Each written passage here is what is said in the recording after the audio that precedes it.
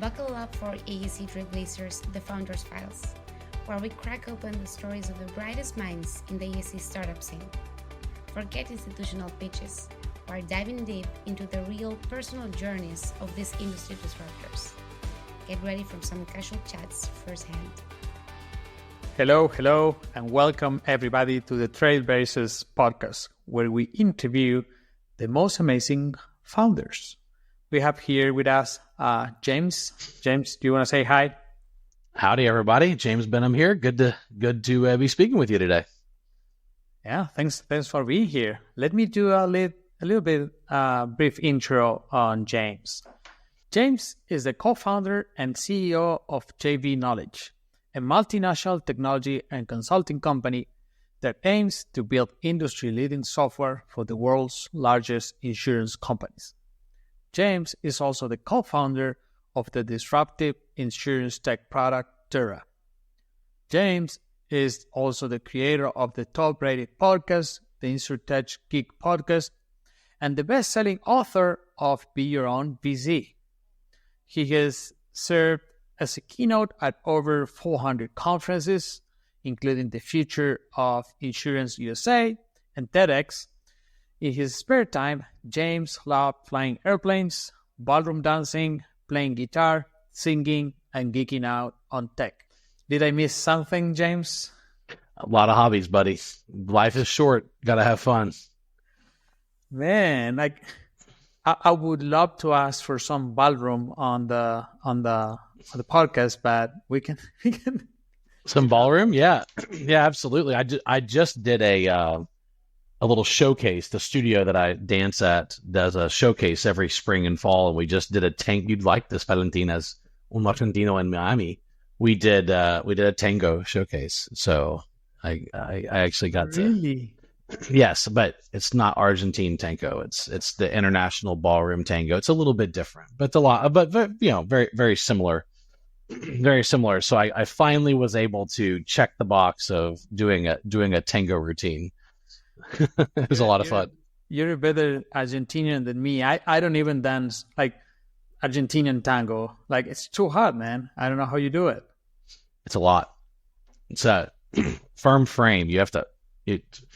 Very stiff frame, right? You're always your hands are up, arms are up, your shoulders burn out. It's people have no idea how exhausting dancing is. It's a beat down of a workout. It's a lot of fun. But you do a lot of things, and to be honest, it was hard to shrink and summarize everything on a bio.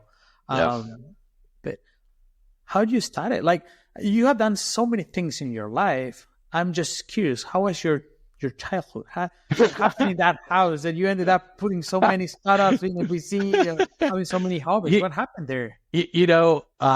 I have two amazing parents. I grew up in Baton Rouge, Louisiana, and my parents have a lot of interest as well, and they included me in theirs. And together, the three of us, because my sisters are much older than me, they're 9 and 11 years older than me. So I kind of had them to myself once I turned 8 to 9 years old. And we traveled all over the world together, and we did all kinds of cool things together. My father built and sold 4 companies. And then my mother is a piano player and a singer, and she's an incredible chef. She can cook. She's an interior designer, and my dad's this epic entrepreneur.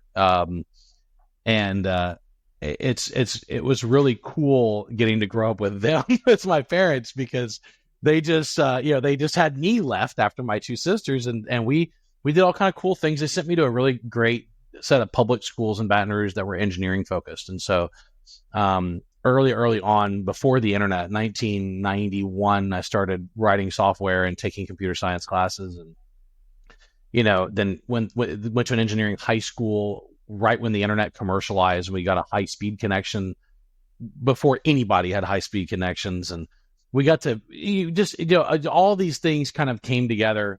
But the reality is I get bored really easily. And so my mom would always let me go after anything I wanted to do. I'd say, well, I want to go learn tennis. And she'd go give me tennis lessons. I want to learn golf. And I never became really great at those things. But when I was 6, I started begging her to let me learn the piano. because she played and my older sister played, and she wouldn't let me take lessons until I was 8. Once I had learned enough mathematics to really understand the math behind music, but I became a really, really proficient piano player and competed in classical piano competitions through my childhood until I was in late high school. And so just kind of a mother who indulged me in these hobbies and then and encouraged them, and then a father who spent my entire childhood teaching me how to run a business. And when I turned 12, I just wanted to make money. So my dad wouldn't hire me. He said, "I'll never hire you at my company. You have to start your own business." And so I started a lawn business and started cutting grass. And then I did that for a few years. And then when I was 16, I started a computer consulting business, teaching people how to get on the internet and configuring their computers for it. Because in 1995, that was actually kind of complicated. And then I went to the world's greatest university, Texas A&M, and just fell in love with Aggie Land and got an accounting degree, got a master's in MIS. A&M has over 1,000 student organizations. I was in the biggest one called the Corps of Cadets, which is the military ROTC. So I was a cadet in the Corps, and that means I was a midshipman in the United States Navy, which just means that I was a cadet. I never commissioned, but I was a cadet.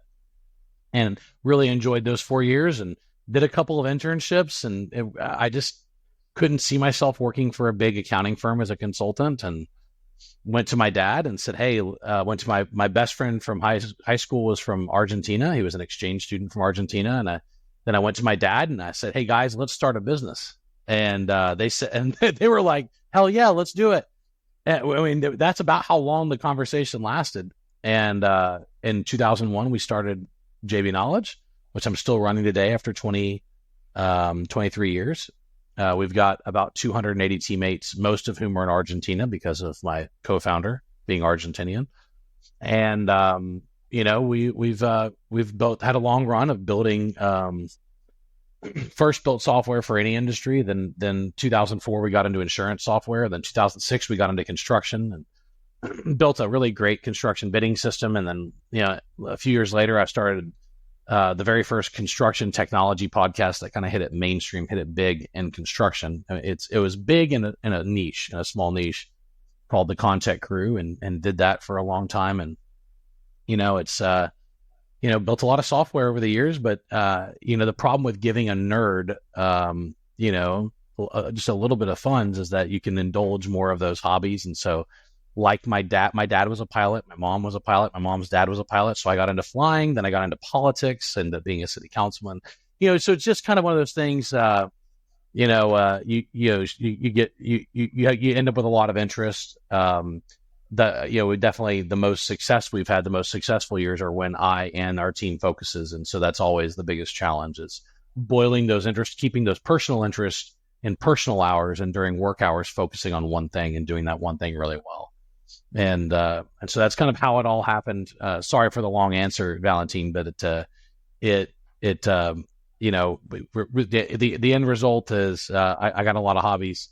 I got a lot of fun things to go do after hours, and I've gotten to travel all over the world. And when you travel a lot, you experience new foods and people and music, and you want to do them. I went tango dancing in Argentina 15 years ago and took a lesson. And I was like, I need to do that one day. And then finally I did. It's one of those things. I love it. Like you have done so many things. And I think it's really important. First, everything your parents taught you.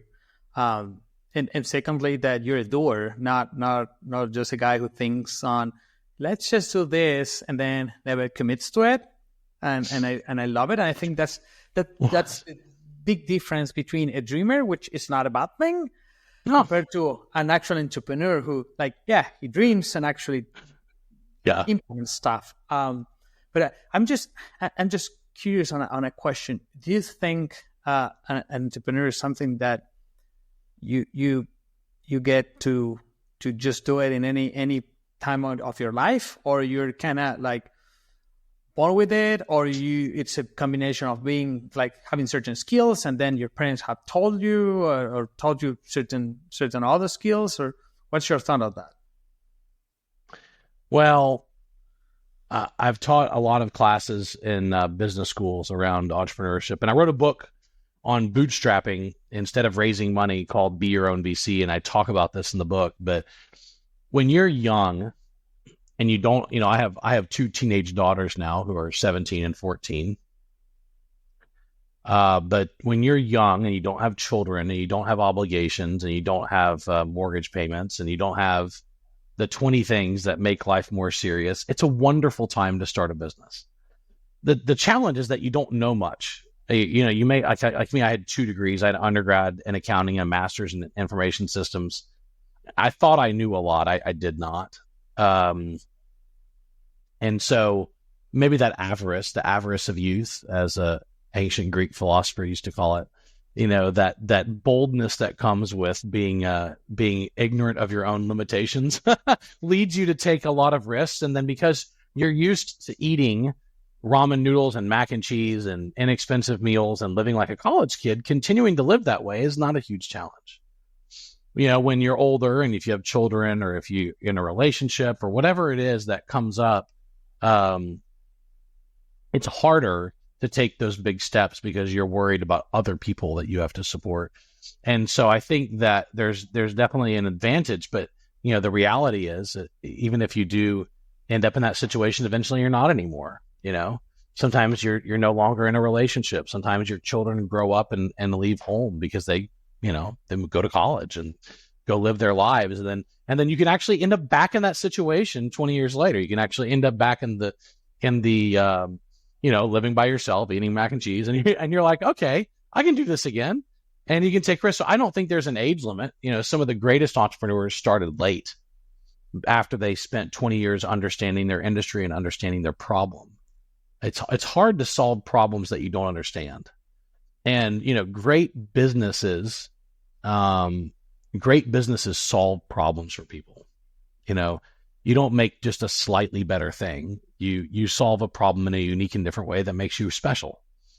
And unlike any other company they've worked with. And it's helpful if you spent some time studying the problem. Now, in my case, I learned on the job. And so after 23 years, we've learned. But I don't think there's any one time that's the best time.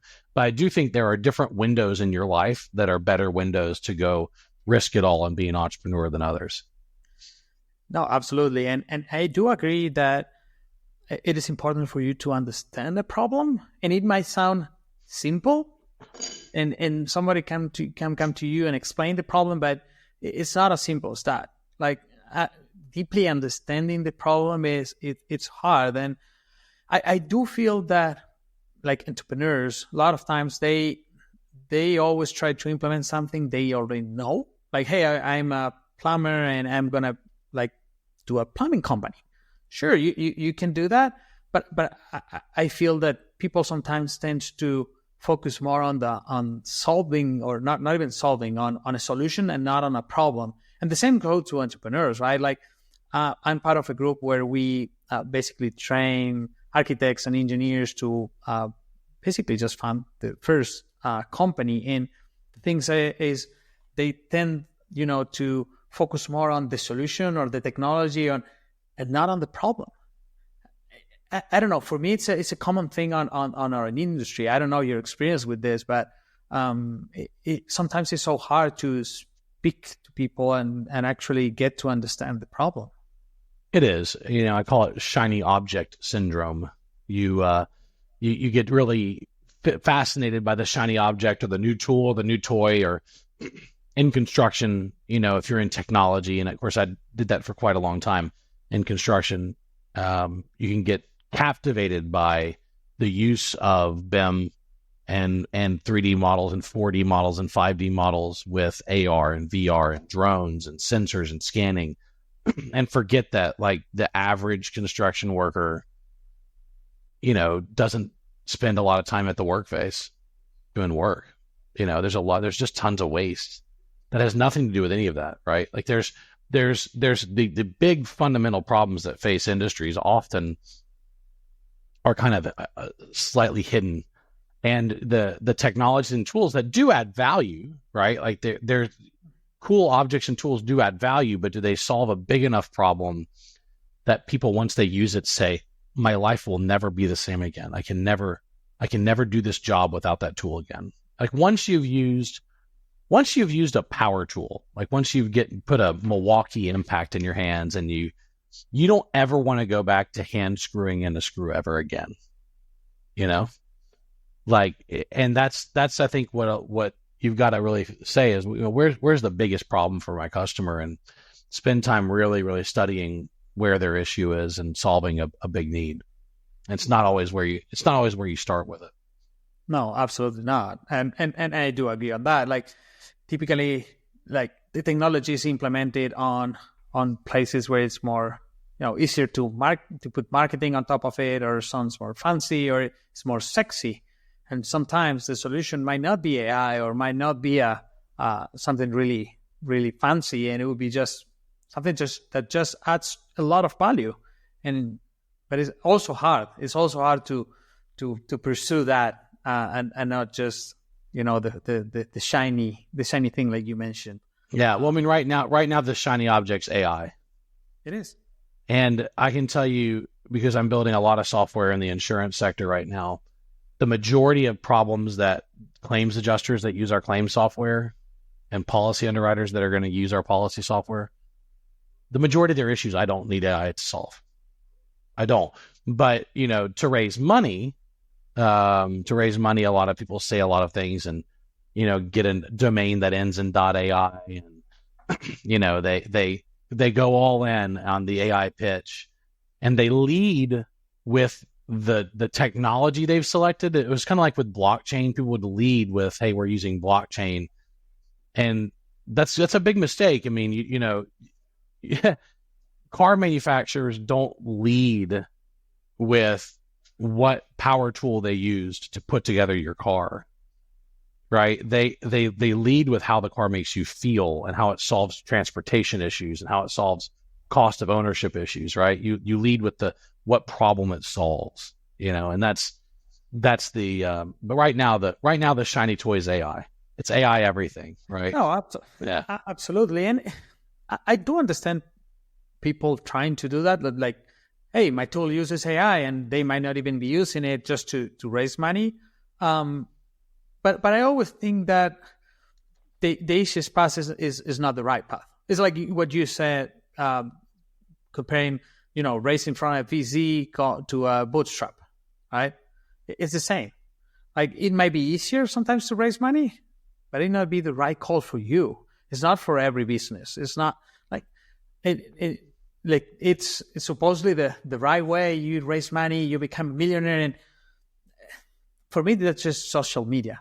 You know, like, it's not, some business require, you know, like, if you need to put together something that, like, includes hardware, and you need a lot of money, and you might need a lot of money just at the start, right? Yep. And if it's really capital intensive, you know, you might need it. Yeah, but that doesn't apply for most of the companies, or it not be the right time. What I always tell people is, like, you're getting money, but you didn't have traction. You don't know your problem, or yeah, it might be helpful, but it might not be the right way to do for your business. You know, it's easier, yes, because now you have money and you can pour money into something, but it might be not the right path to follow. I don't know. I bet you have some thoughts on that as well. Yeah, sure. Well, there's no multi-tool. There's no universal one size fits all in starting a business, running a business. It just doesn't exist. Now, businesses are less. They're more similar than they are different, because a lot of fundamentals apply to all industries. But there are some universal laws that really help you. You know, but sometimes you have huge capital requirements to jump into a hardware business. You have huge capital requirements to jump in to compete against NVIDIA or whoever else you want to compete against, right? So, I mean, sometimes you're going to have to raise money. Just that simple. Or you're going to take a decade to build a profit-generating business that can generate enough money to pay, you know, and so it's just a super long play. Like, often it's not a question of whether you can do it one way or the other. It's just a question of timing and control, right? It's like, how much time are you going to take? How much control are you going to give up? You know, that's the question you got to ask yourself. You know, absolutely, it's related with with the needs or the path that the entrepreneur wants to follow. Yep. But in your case, that you have been like you have a company that you have been working almost 20 years or more than 20 years. 23. Yeah. 23 years on it. How do you feel about it? Like you think that eventually you want to sell, or what's the path that makes you, or that you like? Yeah, well, the path I've chosen is to. I got really fortunate. I got fortunate that my dad was willing to partner with me in the beginning. That Sebastian was willing to partner with me in the beginning. And my dad's no longer in the business. He's retired and he's in his mid 80s now, and he's now had 5 successful exits. And bootstrapping worked really well for him. And he sold, but what he did is he sold the company and then moved on to the next one, started another one, sold it, moved on to the next one. And I found this amazing group of co-founders, and Sebastian's my right-hand man, and he's amazing. And then we found these other great guys that we started up with, and girls. There's some ladies that have been with us for a very, very, very long time, 20 years. One of my longtime employees just hit 20 years with us. So she's been with us, two ladies have been with us for 20 of the 23 years. And then we've got a group of guys as well that they're just amazing. And if I had my druthers, if I had my choice, and you don't always get a choice in business, sometimes, you're rendered a decision by life or the universe or, your competitors or the market. If I had my choice, I would get to work with the same people I'm working with now until I retire. That would be my choice. We've already had an exit. We sold SmartBid, and we sold the product and the customers, the customer list, the product, the revenue, and we kept almost all the employees. We had to hand over a few salespeople and a couple of other folks that we really didn't like to see go, but we had to do that for a few folks. But we were able to exit one of our businesses without breaking our team up. And that was pretty amazing, because we had the benefits of an exit and liquidity and capitalization without having to say goodbye to the team. Because rebuilding a founding team is really hard. Finding that magic and that secret sauce and building trust and learning how to work with each other is really challenging. And so, yeah, if I had my way, we'd stay together as a group until we all retire. And the next generation would take it over from us and keep running it, and we would keep building and operating the software businesses underneath it. That it's a good business model, and it's one that we've executed for 23 years, and we're enjoying it. We like working together. We've built a good life, and that'd be great. I love how you describe the success of not only like monetary, right? Like you make money, you have a lot of employees, sure, but you also think like we're happy and we enjoy it. And so sometimes once you have accomplished, you get a certain amount of money, you can just, and it's not millions, but you reach that point, then the only thing that matters is happiness, I guess. Like at least for me is that, and it's sometimes hard to or easy to forget about that fact sometimes. Well, you can ask yourself a really simple question. Do you wake up and look forward to working? When you're on the way to work, are you getting excited? When you walk in the door and see your teammates, are you fired up to see them?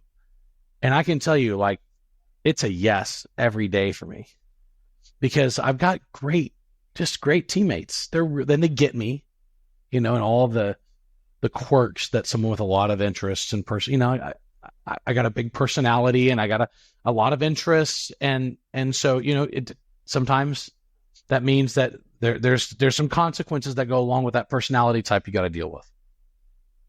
They get me, I get them as well. I understand their eccentricities. I understand their quirks. Right. And so that you develop a closeness with people that you come to really appreciate. I mean, why did Warren Buffett stay partners with Charlie Munger? And why did they stay active until Charlie literally passed away? in the seat because they loved working together. I mean, they loved working together. They respected each other. They understood each other. They trusted each other, right? Warren Buffett could have gone on to sell Berkshire Hathaway completely and start 3 more funds with different people, and he didn't. You know, if you look in the construction space with Esri, Jack Dangermond could have exited years ago. Now he is he's the sole owner of a multi-billion-dollar privately held business in Esri, the maker of Arc, which is the largest GIS software on the planet.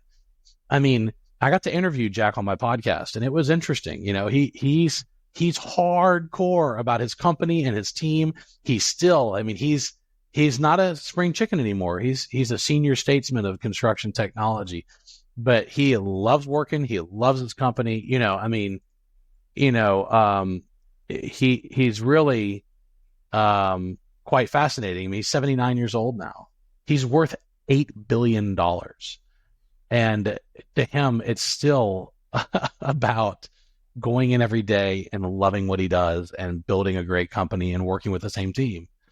So happiness definitely factors in heavily for him. And he mentioned that to me in our interview, how important it was, the team he worked with, how happy, so it's really, really interesting what he's gotten to do. And there's a lot of other guys like him, but for every story like that, there's stories of people who have 5 exits in 5 different teams, and that works for them. I mean, and again, the beautiful thing about capitalism is both are acceptable paths.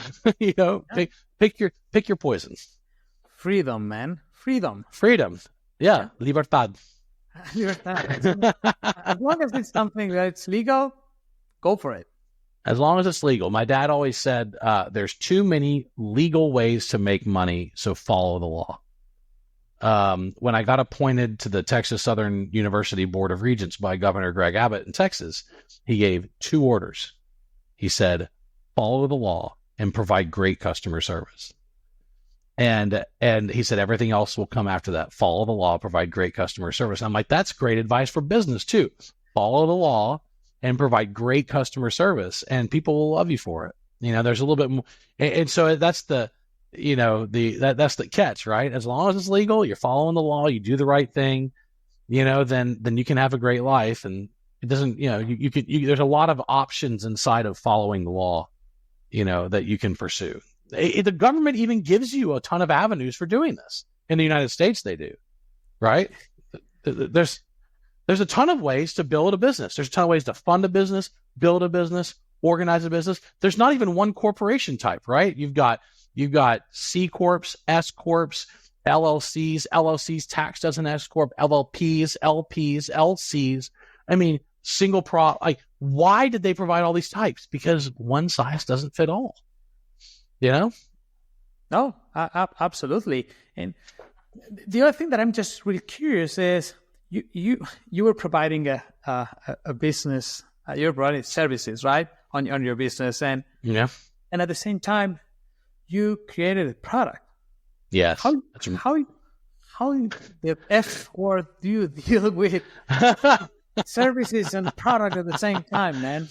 It is the biggest challenge we've had in 23 years to do both of those things.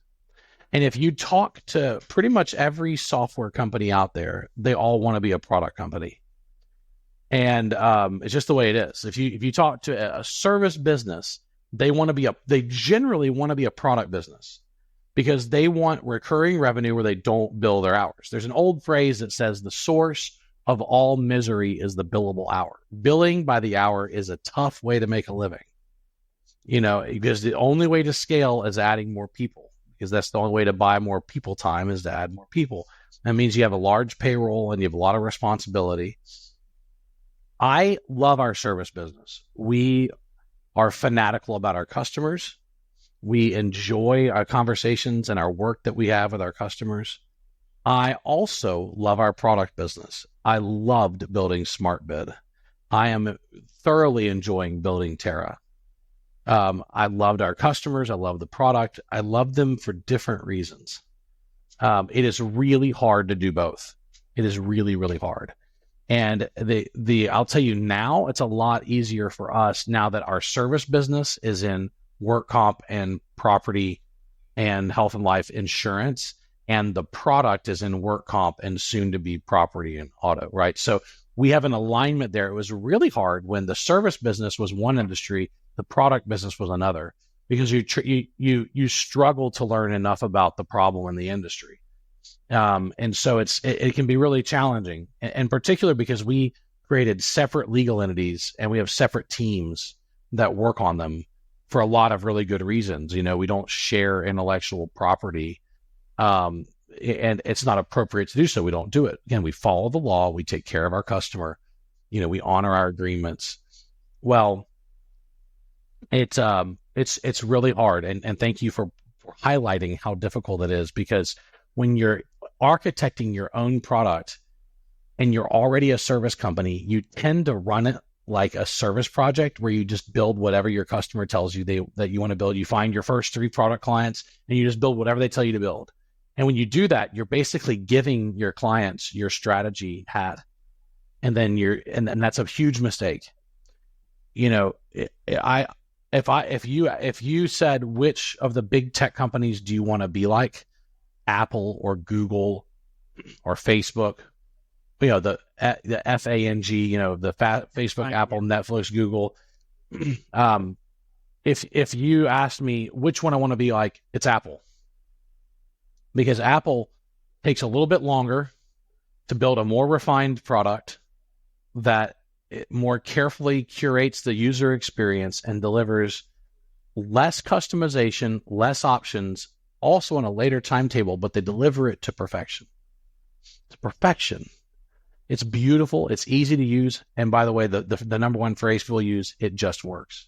So if you say, do you want to build a Google that's ultimately customizable, that can be infinitely customized, works on all the hardware platforms, we roll features out immediately, and it's kind of a jumble of features and product, and it sometimes works, sometimes it doesn't. You know, it mostly works. It's okay. Or do you want to be Apple, where everything's curated and refined, takes a little bit longer? I want to be Apple. And that's really fun. It's really hard to exercise the self-discipline to build that kind of product company, though. No, I bet. I also bet that you're a fan of In-N-Out, not McDonald's. Oh yeah, sure. The business model is pretty much the Apple of the house. It is, although they have the secret menu kind of bust that up a little bit. I don't know why they did that. To be honest, it's like, why you don't need that extra revenue. What? Just weird. Yeah, no. I thought that was an odd choice, but In-N-Out is the same thing. It's a curated experience, tightly controlled walled garden. You get exactly this. It's a limited menu. It's easy to understand. The user experience extends from the moment you enter the lot into the store, through the drive-through with the workers. You know, it's really remarkable how good that experience is. Chick-fil-A, if we're doing food analogies, also has a premium customer experience, right? Less options, premium customer experience, incredible service, great food, you know? And so you can identify all of those and say, you know, these are the ones I really want to be like, because but that's, again, there's no wrong answer, by the way. There's no wrong answer. You can want to be like McDonald's, you can want to be like Walmart, you can want to be like Google, you can want to be like a lot of these companies, or Microsoft. You know, Microsoft works on a ton of platforms, on a ton of hardware systems. I'd rather be like Apple than Microsoft, although Microsoft has made a lot of Apple-like moves. You know, they've refined Office and they've refined Azure. They provide less options, a more curated user experience. If you notice, Apple is still Apple. Microsoft's becoming a lot more like Apple. Oh no, absolutely. But I do think there are good practices. Like, even when everybody has their own path, there are good practices. Like what you mentioned, and I learned this the hard way. I used to work with a services company, and we tried to start our own products. And when you decide to do that within the same entity, within the same organization, sharing resources, that never works. That never works, because the priority first is always going to be services, because it's what gives you money. And then you don't have a focus, so then you don't do good services or a good product. So separating them completely, one from the other, it's really important. But then it raises the question: how do you define how much money to pour from one business to the other? Even if you have two different entities, how do you decide that? Resource allocation is the hardest decision that you have to make. Sharing resources, maybe it works at other entities. I've never seen it work. Right? I agree. So I'm agreeing with your statement there. I've never seen that resource share work because you'll always pick the client that generates revenue, and the product will always take a back seat. You're best served by treating it like you're your own VC. That's why I titled my book "Be Your Own VC." Is you take the money, you start another business, and then you pump the money that the business generates into another entity that another team runs. And then you let them live off of their limited resources. And now you can share some things like HR and IT, like back office. You can share some back office things, but the people that make the product, sell the product, support the product, got to be dedicated. They got to be dedicated butts and dedicated seats, or it just doesn't work out.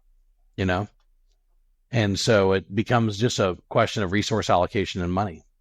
But if you treat it like a VC and you're willing to take all the profit you made in your service business and you're willing to plow 100% of it into your product business, and let's say that your service business nets you $500,000 a year, and you take all $500K and you pump it over into the product business, separate entities, separate teams, and you allow it to have a $500,000 loss. That's they're running with a fixed budget, fixed team, dedicated. You want people waking up and going to sleep thinking about that product. You need them. You need them to. It's the only way. It's the only way for a successful product. But how can? Yeah. Maybe I didn't answer your question. Well, kind of, but I was just curious on how much you define, but you answer it. Like, it's up to you, and it should be your own money. Like, you already got the money out of the main business services, and then it's your own money. You do whatever you want. Yeah. And you go by. Yeah. There's no fixed dollar amount. I mean, you've got to say, okay, I need this much in capital reserves for my service business, and everything else is going to come out and not go into my savings account and not go into my house. Everything else is going to come out. Bootstrapping requires sacrifice, a lot of sacrifice and pain, right? It's pain and sacrifice. It is. And in exchange, you get control and the chance at a greater share of the outcome, right? But the more important one's control, the ability to determine your own destiny and not get fired from your own company. No, absolutely. I agree on that. We're Bootstrap as well, so I agree on that.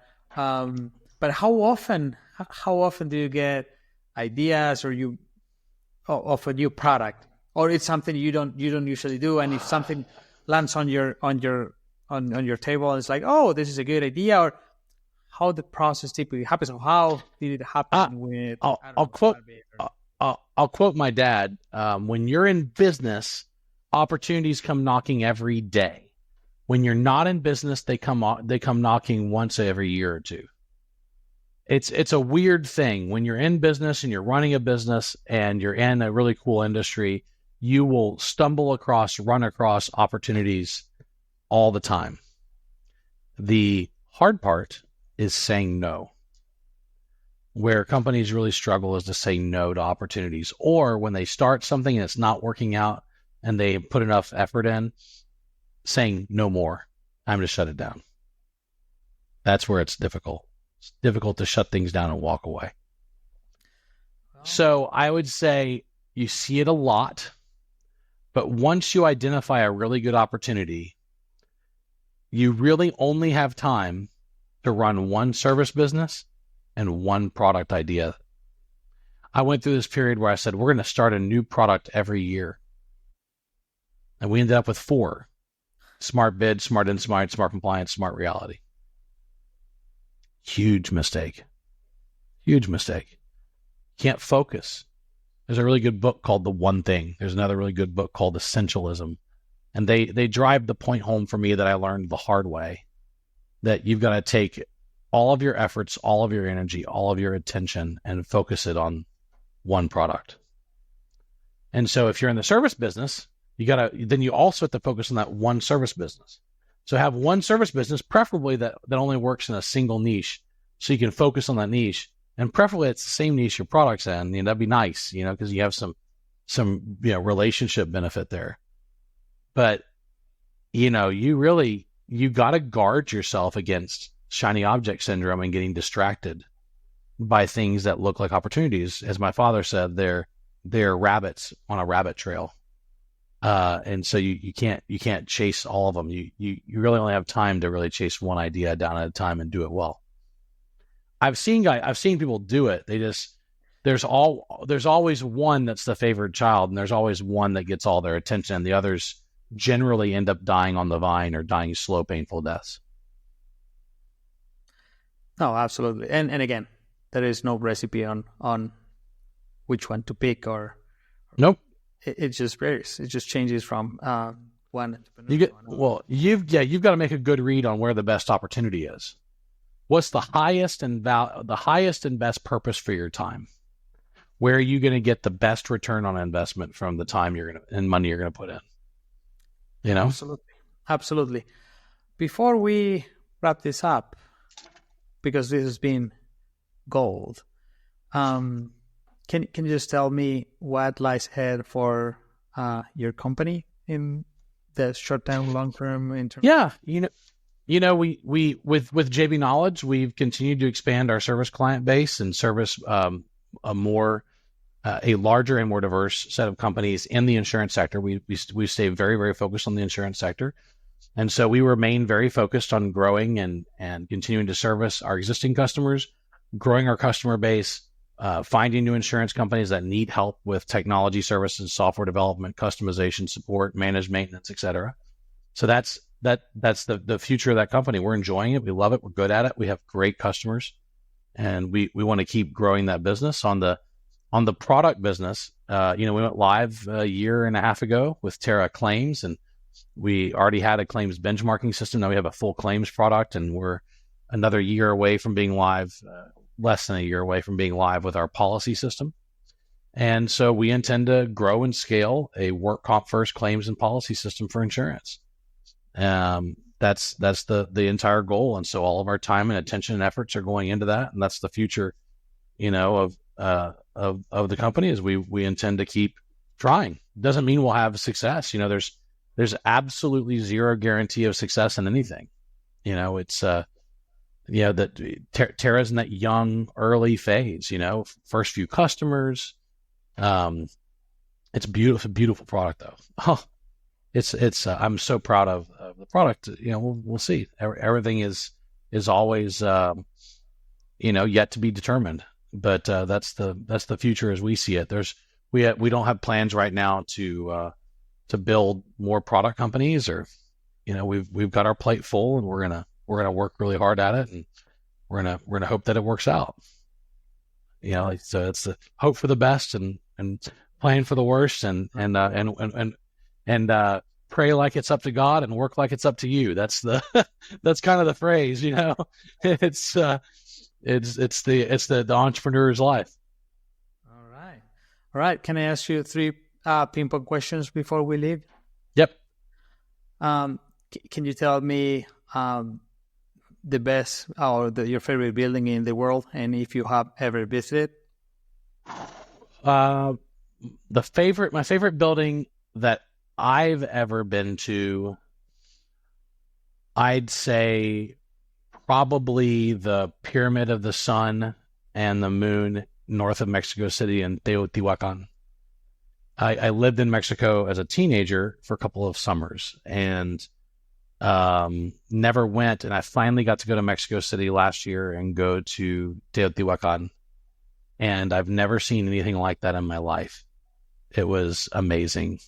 Amazing. So I'd say that's my favorite building. All right. The next big trend in the AEC? Well, AI is the current big trend. Everyone's looking at ways to apply artificial intelligence. I think that, we've yet to really see the true manifestation in the AEC industry of building automation, like actually, and not automating existing buildings, but automating the building process. And so you have early players like Fast Brick Robotics and Icon in Austin, where they're 3D printing either with block or with concrete. But there's a radical revolution in the way buildings are going to be structured that I think is just at the very beginning of getting permitted and getting going. Absolutely. And last question is, any book that you recommend? You can say Be Your Own VC if you want. Well, I've already mentioned my own book, Be Your Own VC, which you can check out at jamesbenham.com. But that's, my reading list. I'd say read Measure What Matters by John Doerr, so you can learn about OKRs and having objectives and key results and managing to a small number of focused objectives. And then I'd go read a book called Good Strategy, Bad Strategy, so that you can understand what the hell strategy is, and you can know that there's no such thing as a strategic goal. That phrase itself, it doesn't even make sense. Goals are goals. They're not strategy. Strategy is a battle plan. And 90% of businesses never form a battle plan. They just are aggressive goal-setting organizations that never actually develop a strategy and a battle plan. And so I'd say start with those two, go from there. All right.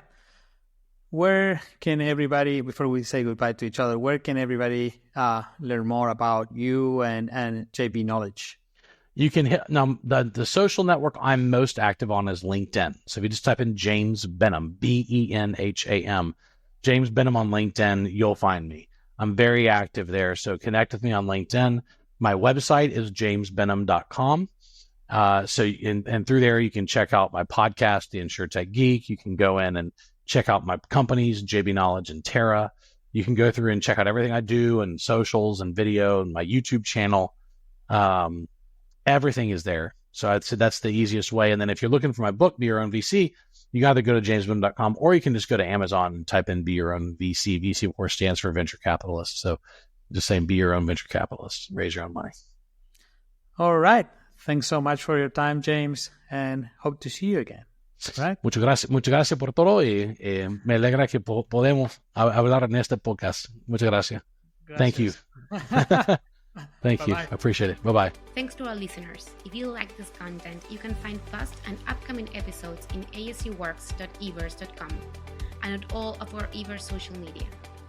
We'd love to hear from you and recommendations for new content, so leave us a DM and we'll make sure to catch it.